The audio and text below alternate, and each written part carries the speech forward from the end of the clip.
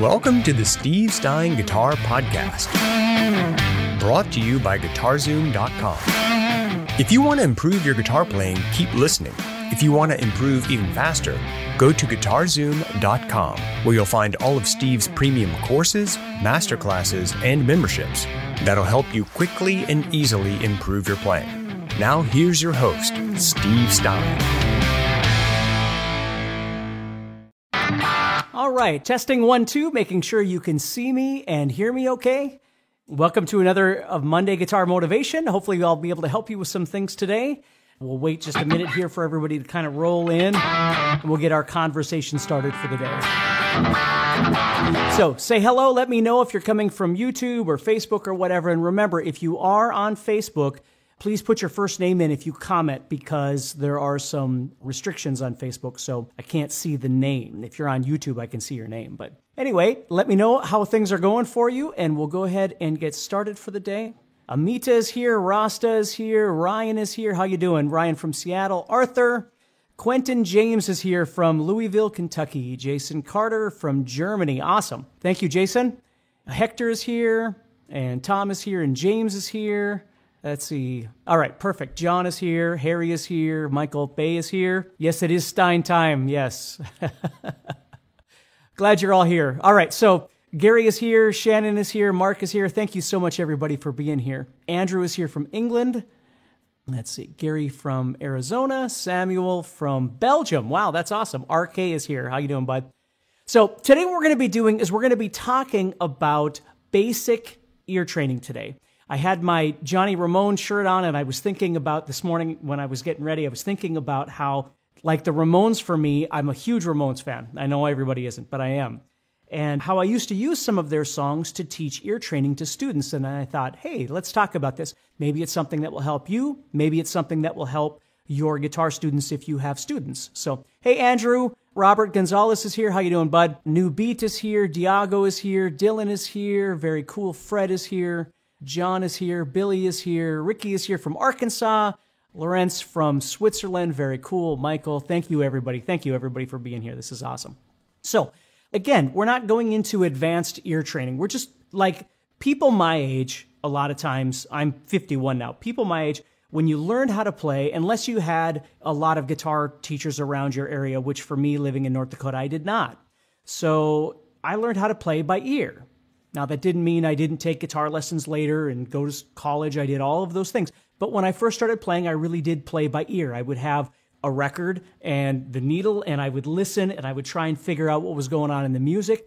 And so what I want to do is explain to you a little bit about how that works if you haven't really done that before, because I really believe that learning how to make a connection musically to whatever it is you're trying to play in here, not just here with watching a video or looking at tabs or something like that, can be very beneficial to you, because you kind of see the guitar a different way. Because like when I drive in my vehicle and a song comes on, I start sort of, whether it's good or not, I start compartmentalizing how the song goes. What are the chords, what key it might be in, all these things as I'm listening to that song. It's just something that I do. So that's what I want to talk to you about a little bit. So let's just start with real basic things, okay? So for you to try and train your ear, we're not going to go deep into extended chords or different intervals, although we will talk a little bit about intervals. So let's just start with something basic. So you're sitting with a student or something, and what you want to do is just start taking something like an A major and an A minor, and just learning to develop the ability to hear the difference between a major chord and a minor chord.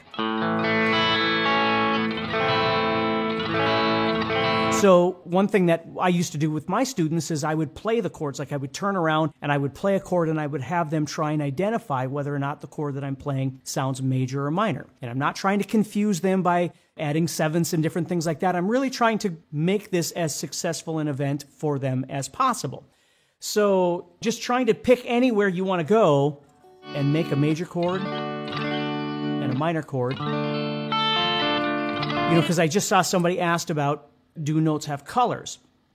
I don't know so much that notes have colors, but if you think about that concept, chords have colors, like a major versus a minor. If you think about how that sounds, now it might sound happy or sad. People use those terms, which is absolutely fine.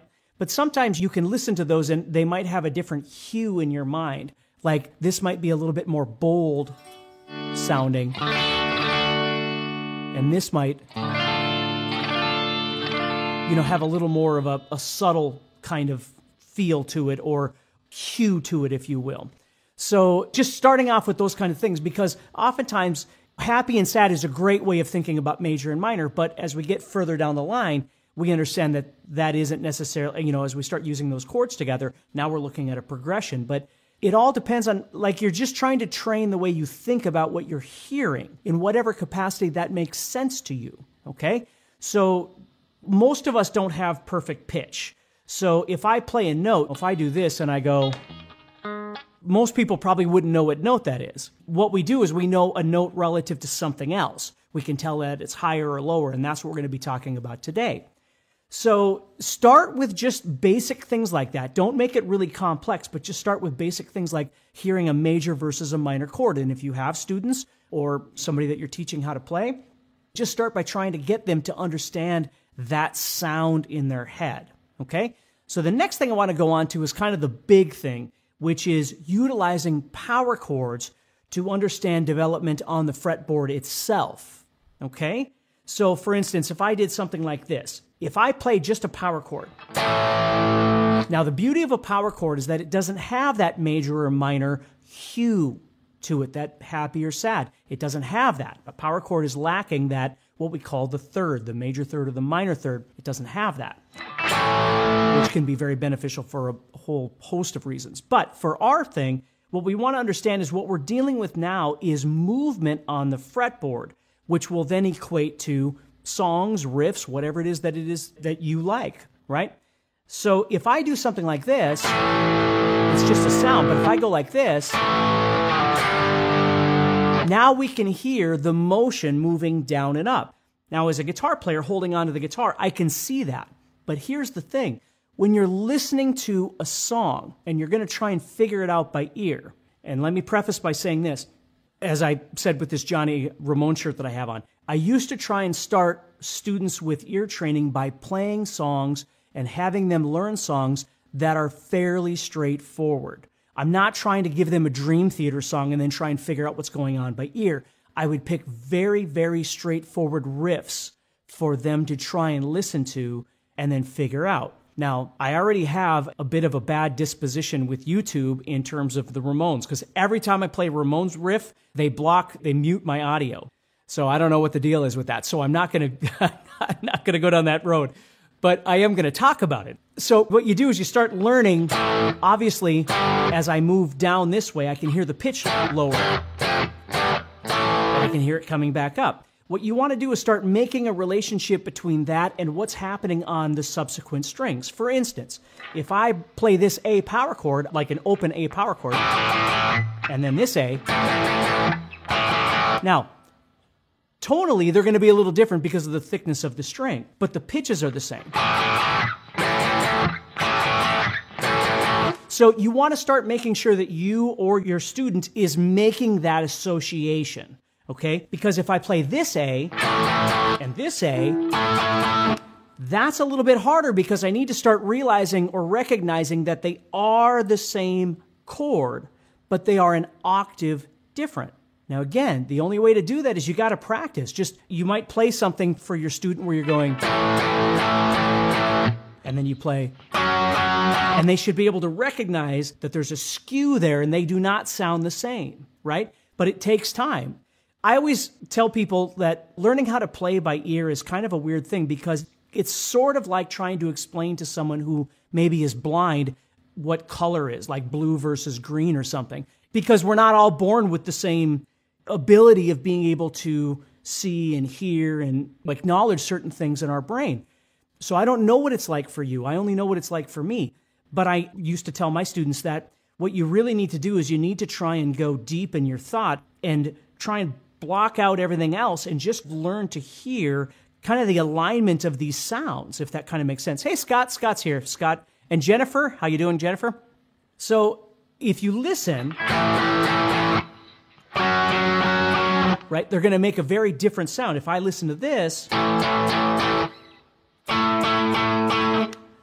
they sound linear to me, even though one is an octave higher, okay?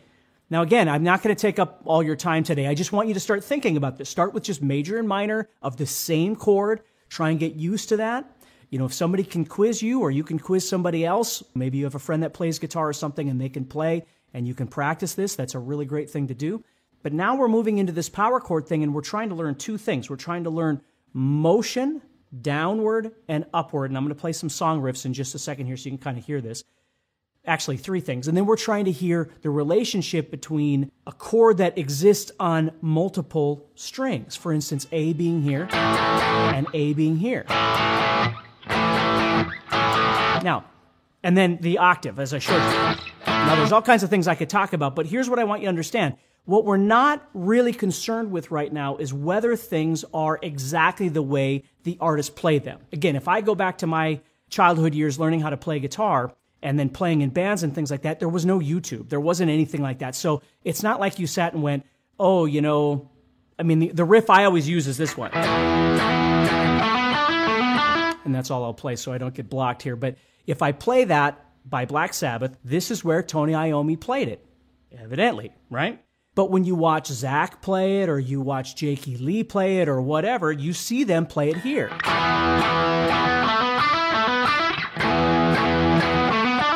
Now, again, as I just said, there's a tonal difference between those two, but if I was listening to it on a record, would I be able to hear the tonal difference between it being on the 5th string or the 6th string? And the second question is, do I care? You see, and I grew up in the kind of the group of people that it didn't matter. As long as I was playing it as right as I thought it was, it didn't matter to me that Tony Iommi might have been playing it at the 12th fret and I'm playing it at the 7th fret. It's not right or wrong. It's still the right notes. It's just a different position to play it in, you see? Where there are most certainly people out there now because of YouTube that go, no, that's wrong. You're supposed to play at the 12th fret. I'm not going to get into that argument. That's entirely up to you, okay? But what I want you to understand is that it's the same thing, just like this A and this A. So when you're learning by ear, you're not always necessarily correct in the position that you might be playing it in. Don't let that weird you out. As a matter of fact, it's really great because you start learning to decide where you want to play certain things, you see, depending on how it feels comfortable to you. So if I think of this song by Black Sabbath, Tony Iommi is playing it here and Zakk Wylde is playing it there, I don't look at Zakk and think, oh, he's playing it wrong, right? Where somebody else might think of it that way. I don't think of it that way. It's just a different place to play the same thing. I hope you're enjoying this episode so far and you're getting motivated to take your guitar playing to the next level. Please do me a favor and leave us a rating on Apple Podcasts. It'll help the show grow and reach more rock stars like you who want to improve their guitar playing. Also, I'd love to know what parts of the episode you liked, as well as what you learned. So please share this podcast and tag us at guitarzoom.com on your social post. And now, let's get back to the podcast. So as we're playing by ear, we might find the correct octave, but we might be playing it maybe a different way than our friend is playing it because they're playing it in another position. They're playing A here, and you're playing A here. So my point is I don't want you to get hung up on that, okay? So now let's take that idea and let's start thinking about the movement a little bit here. So as I'm playing,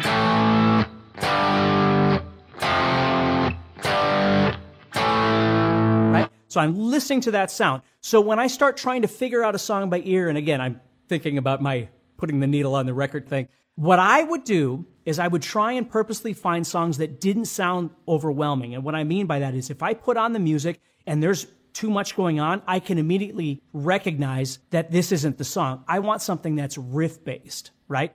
Now, there's all kinds of music from the 60s and the 70s and the 80s that have basic riffs if you look in the right place. And there's stuff from the 90s and 2000s and today that have straightforward riffs. Don't set yourself up for failure, or certainly your students up for failure by trying to give them something that's way too difficult right away, okay? Make it basic. Again, this is why I would use the Ramones, because I could play something that went like this. And it had two things. It had motion that they could hear. It was moving down and coming back up. And it had a rhythm.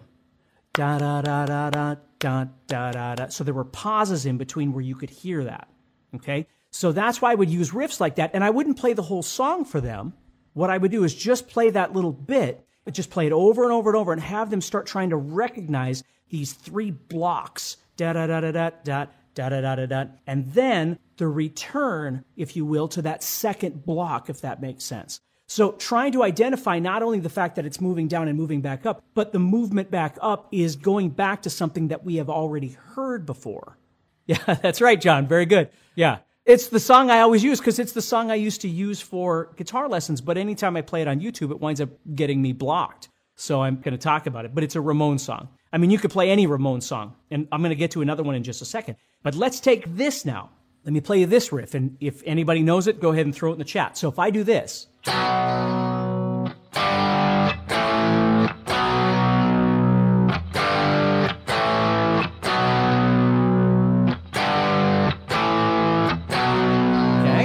So if anybody knows that, throw it in the chat so other people can see it. It's not Father, it is somebody else. There you go. Okay, so thank you. Yes, everybody seems to know that. So, okay, so that's another one that I would use. Now let's look into this a little bit further. So this song, yes, not Father, the other one, okay? This one is using the same motion that the Ramones song did. It's just using 3 different blocks, if you will, okay? But if you look at the first one I played 5, 3, 1. So it was like whole steps. And in my brain, I always thought of that as 2-fret motions, right? Now I'm playing this song, and it's still 2-fret motions, okay? It's just in a different key. So as I'm listening to it, and again, needles on the record or whatever, and I'm listening to this, I'm not trying to listen to the whole song. I just want to listen to that riff and just try and lock that in, okay? So here's the question. I'm hearing it, but what I need to do is identify block number 1. In both of these songs, I need to identify block number 1. Now, there's a couple ways you can do that. You could just take and start moving with just one note on the 6th string, okay? Because again, we know that no matter what chord you'd ever play, between 0 and 12 on the 6th string is a root note for any of those. The hard part is when you get into more defined chords, they could be all over on the fretboard and sound all kinds of different ways. That's why we're just starting with power chords, okay? So what I would always do is I would just take my first finger and I would listen to that riff, and then I would stop the record and I would just keep moving around until I thought I had that note. And then I would bring the needle back, start the song again, and play that, and then stop it. If I could define that first block, okay, then I start hearing this motion, like I was talking about before, this whole step motion moving down and then coming back up. So as I hear, nope. And I always went with this whole step block because back then, the music that I was listening to seemed like it did a lot of these whole step blocks. That's how things moved, were these 2-fret blocks like this, okay? So that's where I would start. Now, here's the question. There's lots of different ways you could play this. Like somebody else might say, hey, I know that song, but I play it here. And again, this is why we want to identify that there are multiple places to be able to play the same chord. Not a different octave, but the exact same chord. Okay? Or this. Now all of a sudden, somebody else is going, hey, I'm combining power chords with open chords. And it's working. Well, that's fine. Again, for me, none of those are wrong. They're just 3 different ways of playing the same thing. Now, obviously, if you're talking to the band, there's a more right way, right? But if we're trying to do this by ear, there's only so much information we have. So we just do the best we can with what we have. So if that makes sense, you're trying to identify that primary, that first block, and then you're trying to figure out how the rest of it moves. And I could give you all kinds of different songs like...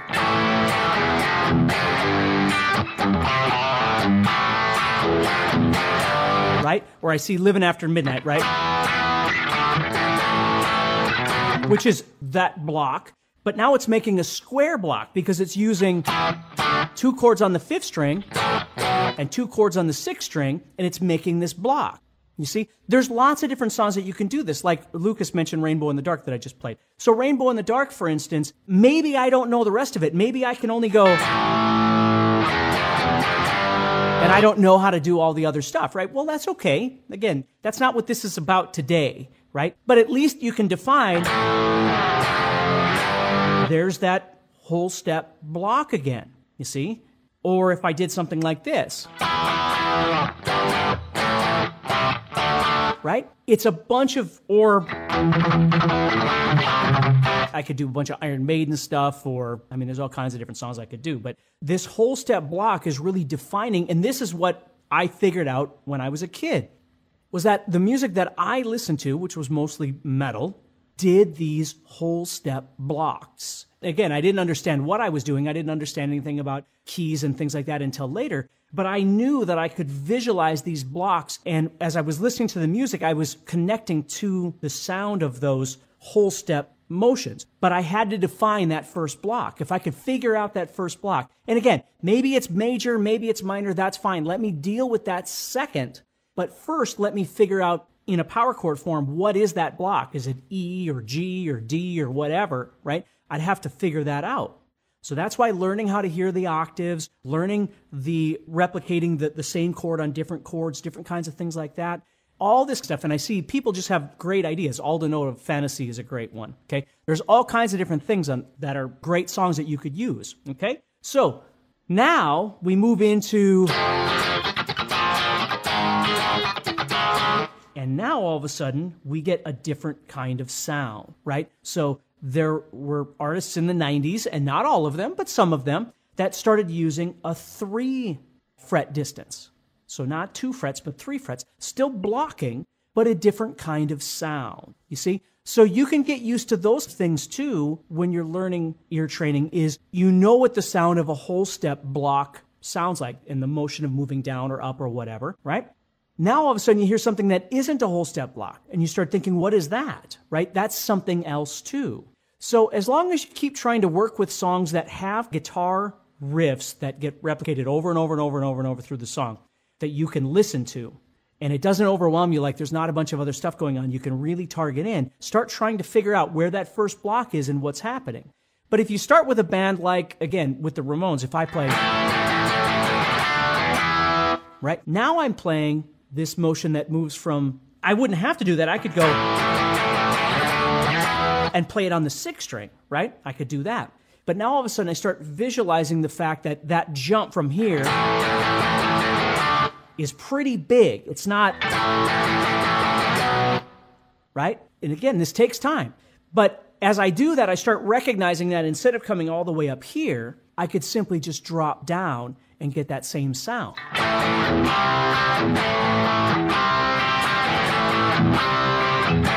You see? So I have to start making some decisions here when I'm listening. Where do I want to go? So like with the one I just played,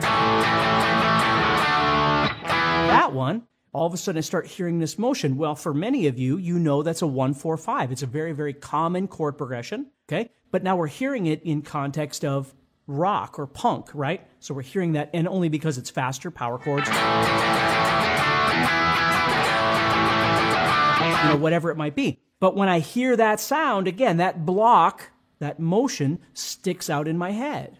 So the more you get used to this stuff, the more you start realizing that a lot of the music that you listen to does a lot of the same things, right? Or the style that it is, the genre that it is, other artists will start doing a lot of the same things as well. It doesn't always work. And if you find something that's really difficult, it's not really making sense in your brain, don't stress about it. Just find another song that works better. You know what I mean?